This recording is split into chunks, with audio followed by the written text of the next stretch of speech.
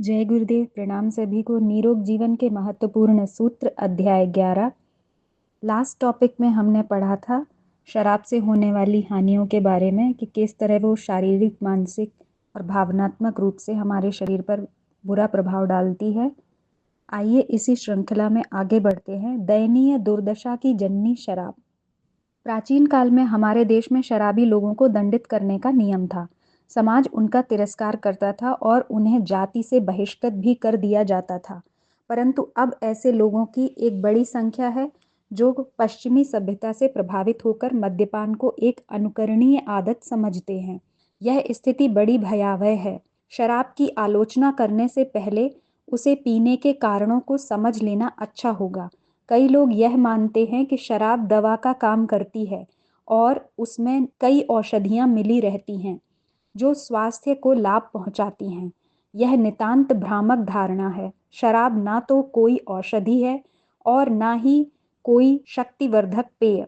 दवाओं में जिस वस्तु के प्रयोग को शराब के रूप में प्रयोग किया जाता है वह एक अलग चीज है जिसे विभिन्न चिकित्सा प्रणालियों द्वारा हानि रहित बनाकर शुद्ध किया जाता है।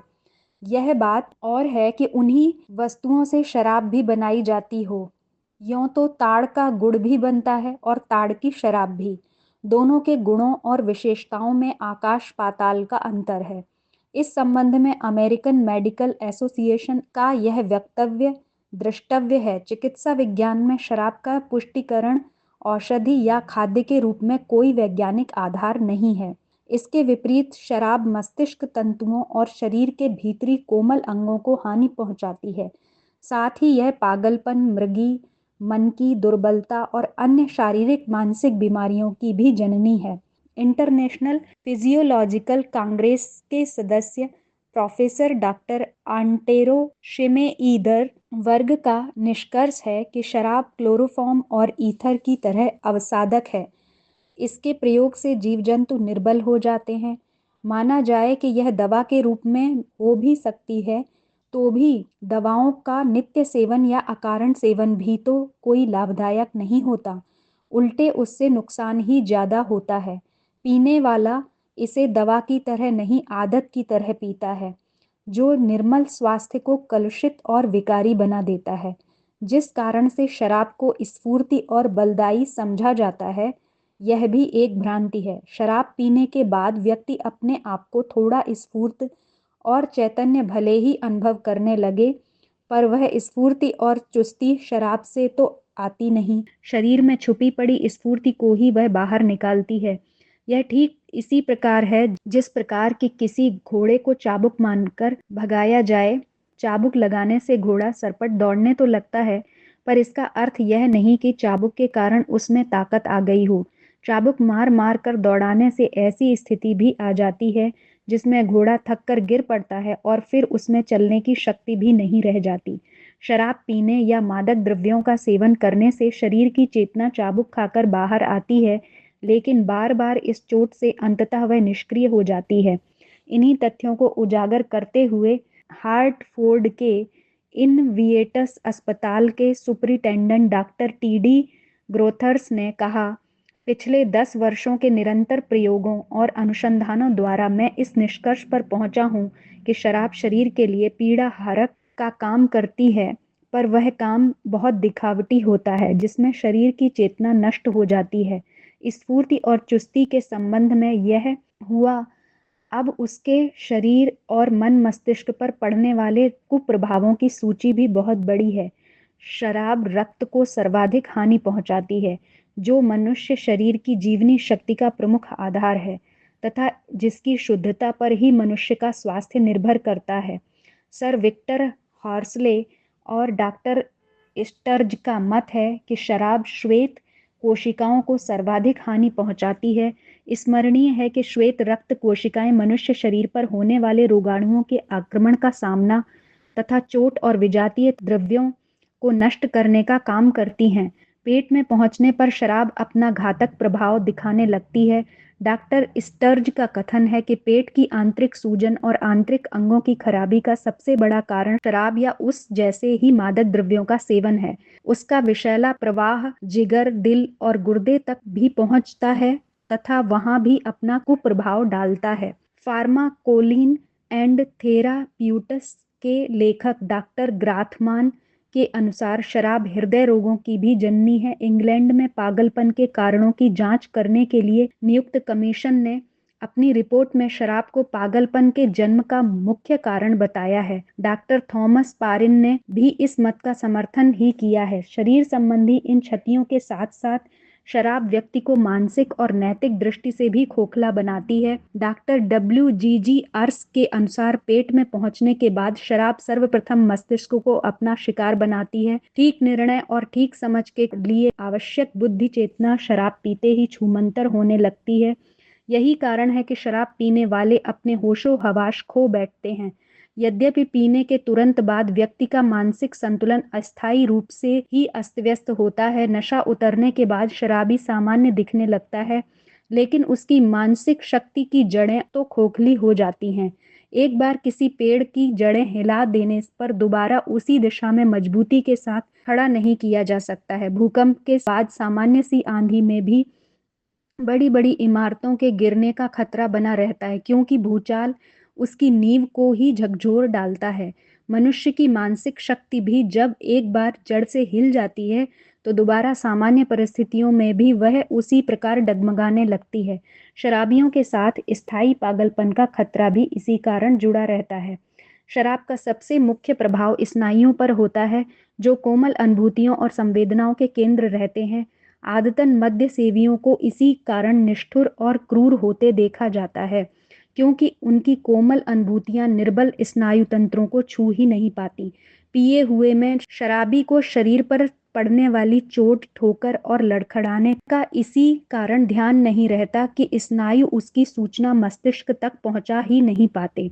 नैतिक दृष्टि से भी शराब ने व्यक्ति को दयनीय और पथभ्रष्ट बना दिया है। देखा गया है कि अधिकांश अपराधी शराबी होते हैं। मानवीय मर्यादाओं के विरुद्ध खूंखार निर्णय लेने और उन्हें क्रियान्वित करने के लिए सर्वप्रथम व्यक्ति साहस कर ही नहीं पाता, क्योंकि उसकी अंतरात्मा बड़ी प्रबलता से इसका विरोध करती है और ऐसा न करने के लिए उस पर दबाव डालती है।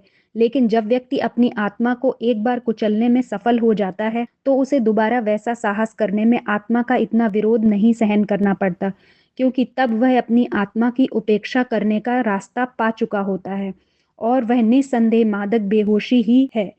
अंतरात्मा की पुकार को समाज शास्त्रीय भाषा में व्यक्ति की नैतिक चेतना भी कहा जा सकता है, जिसके अनुसार व्यक्ति समाज के अन्य सदस्यों को किसी प्रकार की हानि या क्षति पहुंचाए बिना अपना हित साधते रह सकता है। लेकिन मद्य का सेवन करते ही व्यक्ति की यह चेतना भी लुप्त हो जाती है।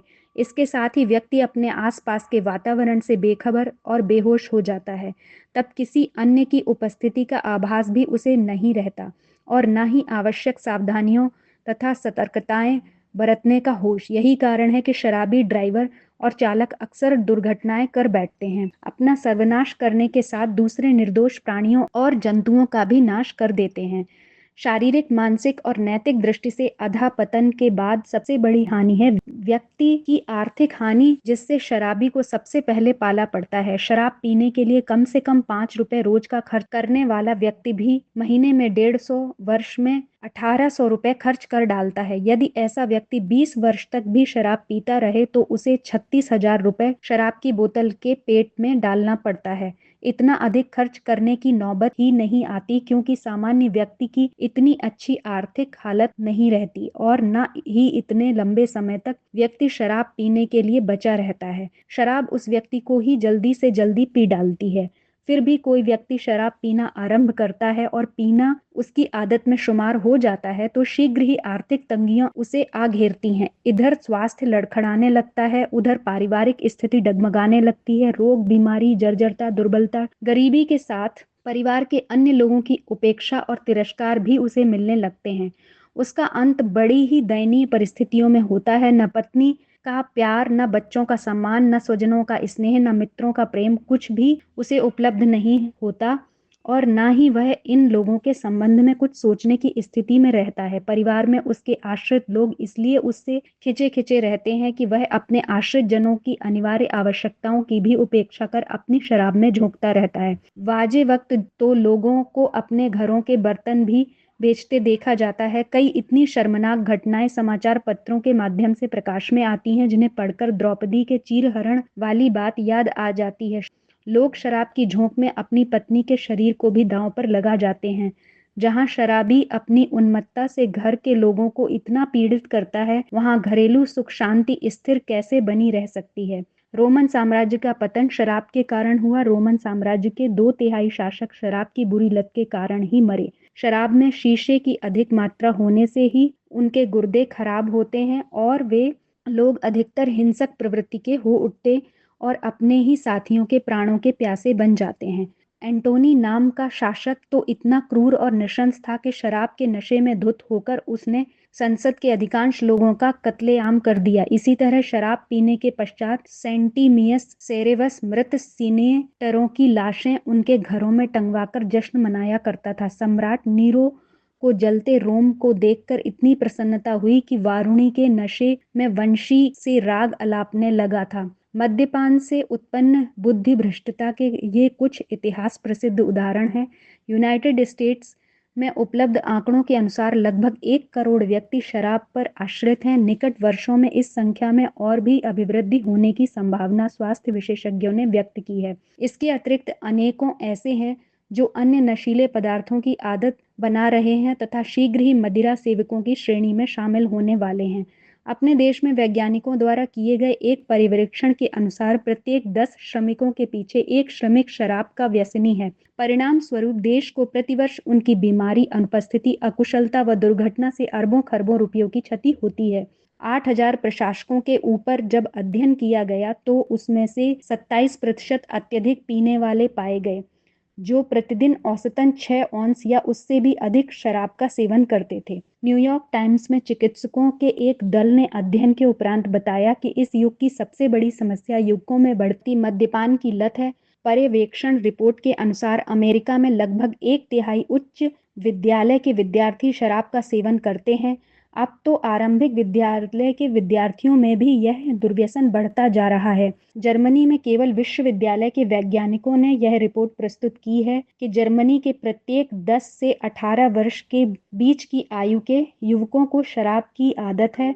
अन्य देशों के नवयुवकों में भी इसके प्रति रुझान बढ़ा है।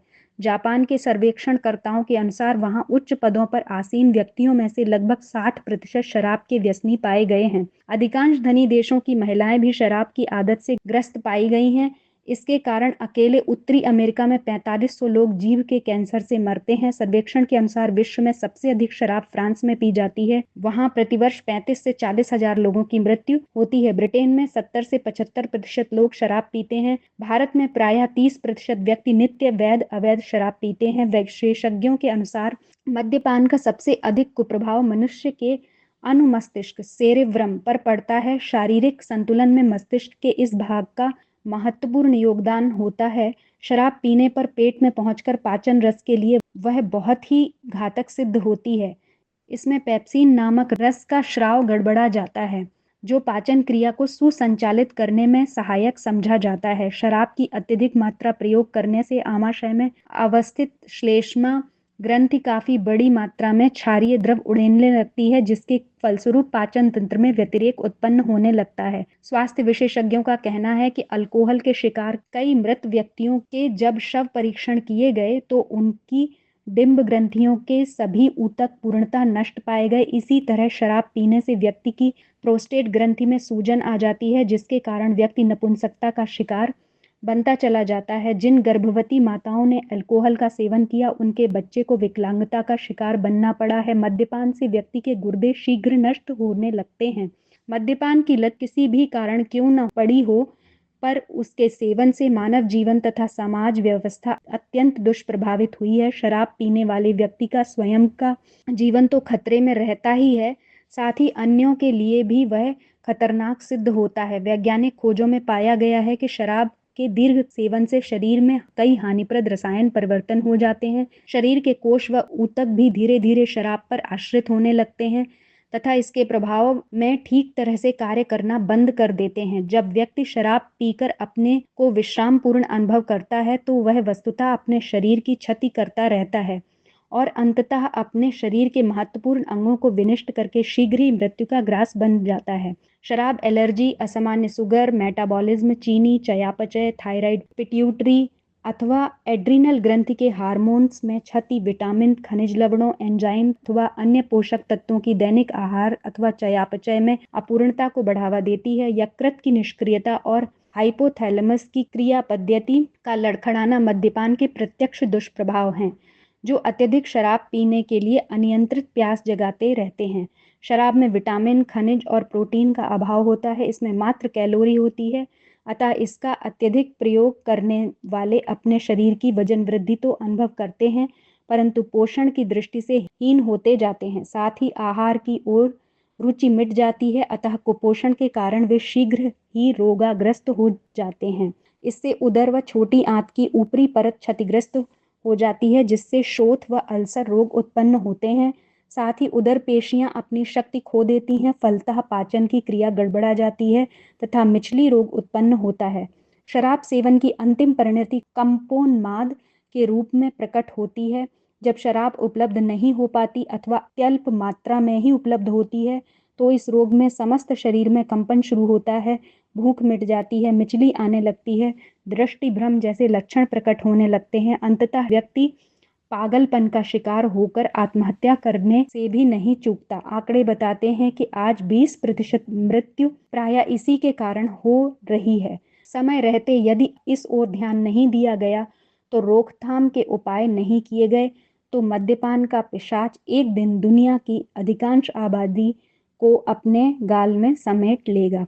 तो आज के लिए इतना ही। आज के टॉपिक में हमने पढ़ा कि शराब से हमारी दशा कितनी दयनीय हो सकती है और किस तरह से वो हमारे स्वास्थ्य को तो खराब करती ही है, हमारी सोचने समझने की क्षमता को भी नष्ट कर देती है। तो इसका प्रयोग कदापि नहीं करना चाहिए। और हमारे देश में भी और बाहर के देशों में भी किस तरह इसका प्रयोग बढ़ता जा रहा है, जो कि बहुत ही चिंता का विषय है। तो हम सभी को अवगत कराएं इसके दुर्गुणों से और उनसे भी आग्रह करें कि वो इसका प्रयोग बंद करें। आज के लिए इतना ही। जय गुरुदेव, प्रणाम सभी को।